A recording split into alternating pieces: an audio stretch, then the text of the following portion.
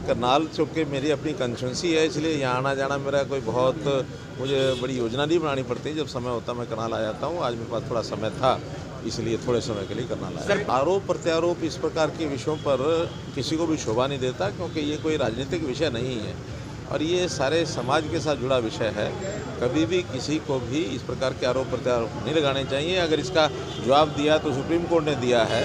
Supreme court ने स्वयं कहा है कि हर बार ये जो सरकारें कह देती हैं कि किसानों को ब्लेम देना, ये करना, ऐसा विषय नहीं है, बल्कि बहुत सी चीज़ें हैं उसमें। इंडस्ट्री भी है, कंस्ट्रक्शन वर्क भी है, उसमें ऑटोमोबाइल भी है, उसमें हाँ कहीं किसान का भी जितना थोड़ा बहुत ये प्रदूषण होता है पराली का, इससे भी मैं मना नहीं करता, लेकिन बहुत कंट्रोल में हमने कर लिया है। और अब तो हमने इंसेंटिव भी देने शुरू किए हैं कि 1 एकड़ पर 1000 रुपये उनको इंसेंटिव देते हैं। उनको कई प्रकार की मशीनरी उपलब्ध कराई है ताकि पराली का इंडस्ट्रियल यूज़ वो कर सकें। तो इसलिए किसी एक चीज़ को ब्लेम करना उचित नहीं है।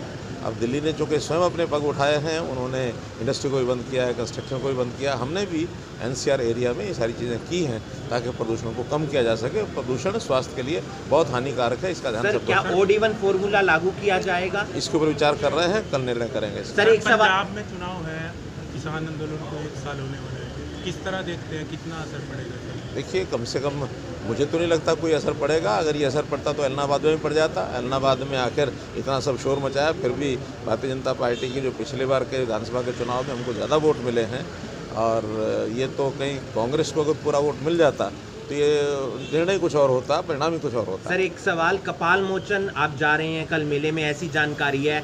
ये कहा जाता है, एक मिथ है कि जो वहाँ जाता है वो हार जाता है, चाहे कोई नेता हो। मुझे इन मिथ्स को तोड़ना है। इससे पहले मधुबन का भी ये मिथ था, और मधुबन में मैं 3 बार गया और पिछली टर्म में गया हूँ। और इसी प्रकार से किसी ने मुझे बताया कि इलाहाबाद में भी कोई मुख्यमंत्री होते हुए जाता नहीं है। चुनाव लड़ने के बाद वहाँ कोई जीतने के बाद भी अगर मुख्यमंत्री बनना तो दोबारा वहाँ जाता नहीं है। मैं वहाँ भी होके आया हूँ। इसीलिए हरियाणा में इस प्रकार के कोई भी स्थान हो गए जहाँ मिथ के कारण से नहीं जाते हैं। आपके पास भी कोई स्थान हो, आप मुझे बताइए। ये अंधविश्वास में विश्वास करना उचित नहीं है। अगर इस प्रकार के धारणाओं पर चलेंगे, 2 महीने में 2 कंस्टिट्यूंसी वो करके आए हैं। अगर ये इनको 90 अगर करनी है तो 90 महीने लग जाएंगे। 90 महीने तो बहुत देरी हो जाएगी। मेरा कहना है कि ये जो कार्यक्रम कर रहे हैं जल्दी जल्दी करें, ताकि उनको पता लगे कि हम किस प्रकार से लोगों में अपना विश्वास बना करके और हम आगे बढ़ रहे हैं। नौकरियों के अंदर हम पारदर्शिता लाए हैं। इसी प्रकार ट्रांसफ़र की ऑनलाइन पॉलिसी हमने की है।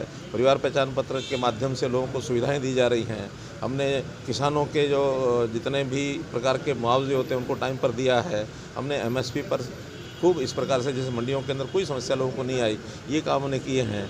हमने रेवेन्यू रिकॉर्ड जो है डिजिटाइज हम कर रहे हैं। कौशल विकास के नाते से कितने हम काम कर रहे हैं। लोगों को किस प्रकार से मिशन मेरिट पर नौकरियां मिल रही, कितने काम हमने किए हैं। अगर वो बहुत देर में जाएंगे तो उनको पता नहीं लगेगा, इसलिए उनको जल्दी जल्दी जाना चाहिए, सारा हरियाणा जल्दी कवर करना खरीदे। मेरा कहना है कि ये विषय तो या तो वो जानते हैं या उनके कारिंदे जानते हैं कि वो कैसे करते रहे हैं। हम लोगों ने जो चुनाव लड़ा है, सारी हमारी ताकत संगठन की है, उस आधार पर लड़ा है। और संगठन का एक एक व्यक्ति एक एक गाँव में गया है, लोगों को बताया, समझाया, तब जा करके ये हुआ। मैंने बताया अगर कांग्रेस अपने पूरे वोट ले जाती। हमसे जुड़े रहने के लिए हमारे YouTube चैनल को सब्सक्राइब करें और नई वीडियो की नोटिफिकेशन के लिए बेल आइकॉन को दबाएं। अगर आप ये वीडियो Facebook पर देख रहे हैं तो लाइक जरूर करें और ज्यादा से ज्यादा शेयर करें। धन्यवाद।